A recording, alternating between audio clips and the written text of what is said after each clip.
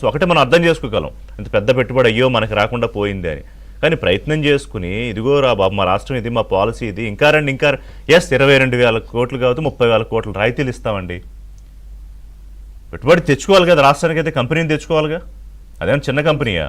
ఇందాక వారు చెప్పినట్టుగా దాని అనుబంధంగానే అన్ని 10 లక్షల కోట్ల పెట్టుబడులు ఇప్పటికే వచ్చాయి. లోకేష్ గారు ఆల్రెడీ చెప్పినట్టు $120 బిలియన్ ప్రపోజల్స్ అని. రేపు సమ్మిట్లో ఇంకా వస్తాయి, ఇంకో 10 లక్షల కోట్ల ప్రపోజల్స్ కూడా రావచ్చు.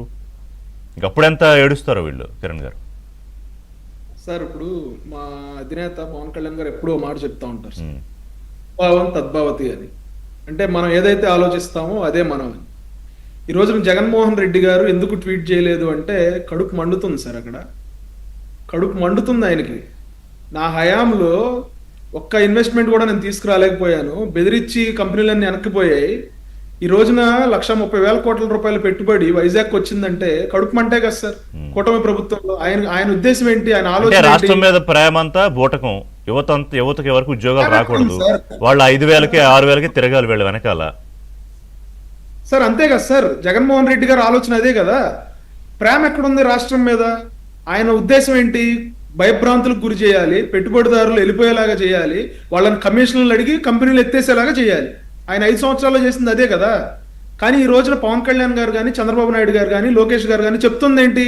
కూటమి ప్రభుత్వం 15 సంవత్సరాలు ఉంటది, మినిమం 15 సంవత్సరాలు ఉంటది. అంటే ఇన్వెస్టర్ ఏం ఆలోచిస్తాడు సార్? ₹1 ఇన్వెస్ట్ చేయాలంటే ఒక స్టేబుల్ గవర్నమెంట్ కావాలి, స్టేబుల్ గవర్నమెంట్ ఉండాలి. మనం పెట్టిన రూపాయి రావాలని ఆలోచిస్తాడు తప్ప లా అండ్ ఆర్డర్ సిచ్యువేషన్ ఉన్న చోట పెట్టుబడులు పెడతారా? ఈ రోజున గూగుల్ ఒక సందేశం ఏమిస్తుంది ఇన్వెస్టర్లకి? కూటమి ప్రభుత్వం అంటే ఆంధ్రప్రదేశ్ లో ఒక స్టేబుల్ గవర్నమెంట్ రాబోతుంది అని చెప్పి గూగుల్ నమ్మింది.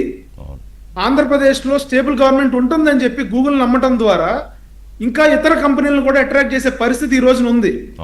దానికి జగన్మోహన్ రెడ్డి గారు హర్షం వ్యక్తం చేస్తారా? ఆయన ఏడుస్తాడు. కానీ మీరు కులాల మధ్యలో కుంపట్లు పెట్టడానికి, లేకపోతే ఒక రౌడీ షీటర్ని కొడితేనో పోలీసులు జగన్మోహన్ రెడ్డి గారు బయటకు వస్తారు తప్ప, మీకు 1,30,000 కోట్ల రూపాయలు పెట్టుబడి వస్తే జగన్మోహన్ రెడ్డి గారు ఎందుకు వస్తారు సార్? ఎందుకు మాట్లాడతారు సార్? సార్, ఈ రోజున ఒక వ్యాపారవేత్తగా నాకు ఒక ఐడియా ఉంది. అంటే ₹1 ఇన్వెస్టర్ని మనం తీసుకురావాలంటే ఎంత కష్టపడాలి, వాళ్ళని ఎంత కన్విన్స్ చేయాలి, ఎంత ఒప్పించాలి, ఎన్ని ఫెసిలిటీస్ ఇవ్వాలి, బెనిఫిట్స్ ఇవ్వాలనేది నాకు తెలుసు. కానీ తండ్రి అధికారాన్ని అడ్డం పెట్టుకుని భయభ్రాంతులకు గురి చేసి లంచాలనే పెట్టుబడి రూపంలో తన కంపెనీల్లోకి మళ్లించుకున్న జగన్మోహన్ రెడ్డి గారికి ఒక పెట్టుబడి పెట్టాలంటే ఎంత కష్టమో ఎట్లా తెలుస్తుంది సార్?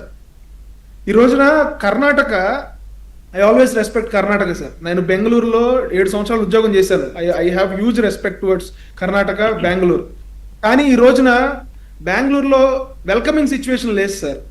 బెంగళూరు అనేది సాచురేషన్ పాయింట్కి వెళ్ళిపోయింది. అక్కడ ఆకలితో ఉన్నోడు ఒకలాగా ఉంటాడు సార్, కడుపు నిండిపోయినోడు ఒకలాగా ప్రవర్తిస్తాడు. స్టీవ్ జాబ్స్ గారు ఎప్పుడూ చెప్తా ఉండేవాళ్ళు, స్టే హంగ్రీ స్టే ఫులిష్ అని. ఈ రోజున ఆంధ్రప్రదేశ్ ఆకలితో ఉంది సార్. కర్ణాటక, బెంగళూరు కానీ అక్కడ నాయకుల మనస్తత్వం కానీ, అక్కడ ప్రజల మనస్తత్వం కానీ, వాళ్ళు ఈ రోజున వెల్కమింగ్ సిచ్యువేషన్ లో లేరు. ఉన్న వాళ్ళని తరిమేసుకునే పరిస్థితిలో ఉన్నారు. భాషల గురించి గొడవ, లేకపోతే చిన్న వాటికి గొడవ. బెంగళూరులో నేను ఉద్యోగం చేసేటప్పుడు సార్ ఒక సామెత ఉండేది, ఇక్కడ రాయి కళ్ళు మూసి నిసిరితే అయితే కుక్కకి తగులుద్ది, లేకపోతే సాఫ్ట్వేర్ ఇంజనీర్కి తగులుద్ది అని చెప్పేవాళ్ళు వాళ్ళు ఎటకారంగా.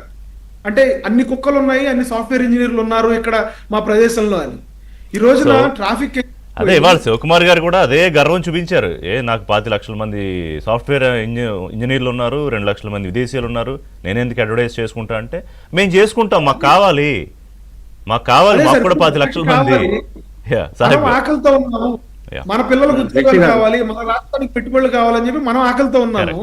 వచ్చినోడు వస్తాడు, రానోడు రాడు, పోయేవాడు పోతాడని చెప్పి. మరి ఇంకా అప్పుడు బాధ ఎందుకు? మరి ఇంకా అప్పుడు ఇదంతా అవుట్ క్రై ఎందుకు? సాహిబ్ గారు ప్లీజ్ కన్క్లూడ్. ఋషి గారు, ఇక్కడ పక్క రాష్ట్రాలలో